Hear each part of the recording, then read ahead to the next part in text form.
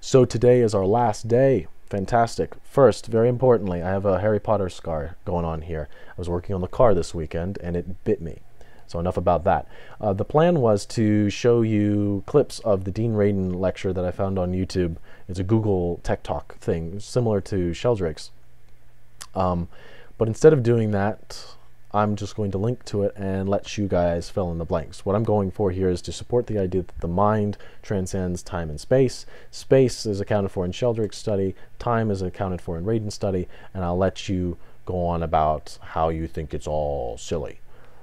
You can spare me that. It's my last day. What should we do, though? I do have some other ideas that I want to talk about.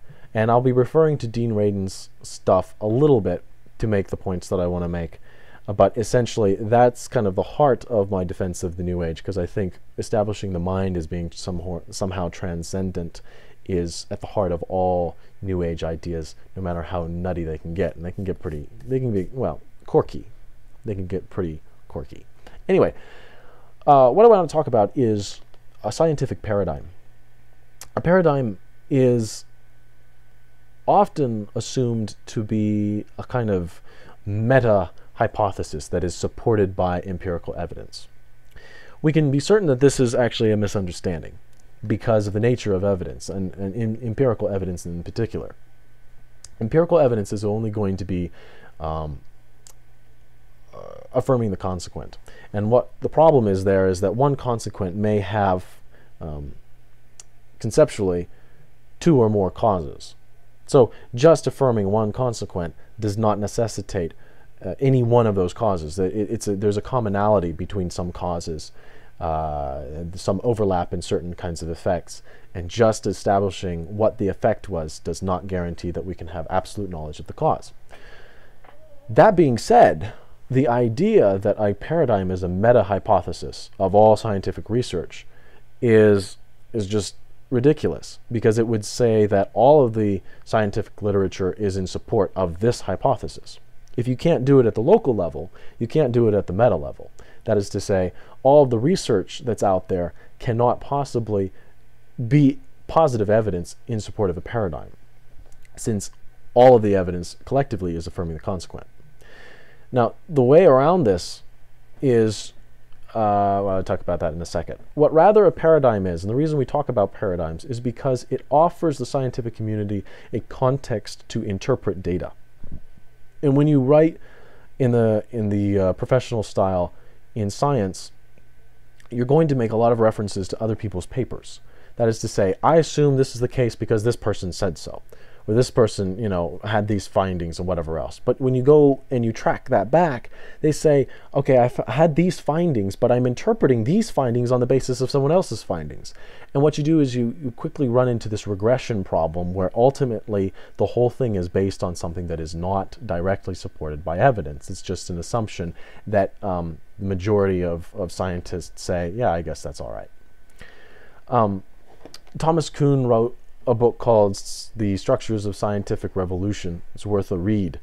He talks about how paradigms can shift because of this, because the paradigm is a hypothesis, a sort of meta-hypothesis, and because all of the data that's gathered it could be very easily accounted for on a different philosophic premise, on a different meta-hypothesis. Just to say we have this mountain of facts, that doesn't mean it's supporting the paradigm. It only means that this mountain of facts currently is being interpreted by a particular point of view. That's it. If a rival paradigm, say that would make the New Agers just sort of piss themselves with excitement, all of the scientific literature would still be valid. It would just be reinterpreted. You see how that works? It's only the interpretation that the paradigm gives us. The literature does not support directly a paradigm. At the local level, at the smaller individual basis level, we get around this problem philosophically. That is to say, if you know about the null hypothesis, it's called. We have a hypothesis, and then we have its antithesis, or something that would counter our hypothesis. Because we cannot gather proof positive in support of a hypothesis does not mean that we cannot get proof positive in negation of a hypothesis. And it works like this. One effect may have two conceivable causes, two or more. But any one of these causes is going to have a finite set of effects. And if we can isolate one of these effects that is not accounted for in that cause, we have evidence against the hypothesis. So normally how this is expressed in literature, scientific literature, and especially in parapsychological literature, because these guys are held to an incredible amount of scrutiny, are going to be things like a consideration in their experimental design is to say they're doing a precog study. I'm just going to read down one of the slides from this Dean Radin thing. Is he assumes, okay, first,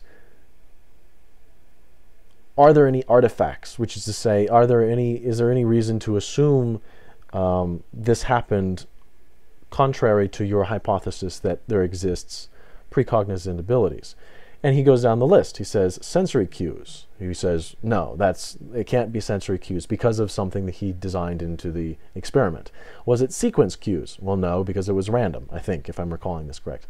Was it protocol artifacts, psychological artifacts, selective reporting, multiple analysis, these kinds of things? And he goes down a list of what would be counter to his hypothesis, and he identifies evidence against these. Do you see? And it's in that way we can give a sort of indirect support of a hypothesis, but direct support is impossible, at least so long as we're affirming the consequent. And with empirical evidence, that is always going to be the case. Fantastic stuff, yeah? So I don't want to hear people say that, well, we have this mountain of evidence to suppose. No, you have a paradigm that interprets a mountain of evidence. Another paradigm could interpret that evidence just as well as any other. With some exceptions, of course. The idea that the world is flat, or the world is at the center of the universe, there is an effect to that cause or that hypothesis that wouldn't be accounted for, such as not being the center of the universe and not being flat. Do you see how that works? But the idea that the paradigm is supported by evidence is not true. So long as we can conceive of a paradigm or a meta-hypothesis, as I'm calling it, that agrees with everything that's there, then there's no problem. We could just as easily reinterpret all the data under that new banner. So how do we know what is actually at work here? Well, in science, we're always going to be in the dark. And that's what's really important, and I think that's what's worth taking home here, is that there's always going to be a level of uncertainty, and we're always going to get into this garbage about what is a conservative hypothesis. Science is not the arbiter to truth. The only reason science gives any meaningful information about the universe is because of philosophic reasons, not empirical reasons. Empirical data is meaningless without a philosophic context. Philosophy is very important. And without philosophy, science doesn't work. It doesn't operate. Because of that, to assume that we should only believe things that are scientifically provable doesn't follow, because science is not the primary arbiter of truth. It's not. It's philosophy. And if philosophy can isolate something for real, then it doesn't matter what the evidence says or doesn't say.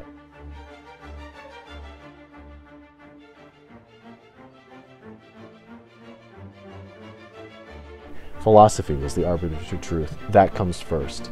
And the notion of what is actually a conservative hypothesis is not what is supported by empirical evidence, but rather is supported by direct experience and expectation of the person. That means free will, and that means any number of other precognizant ideas.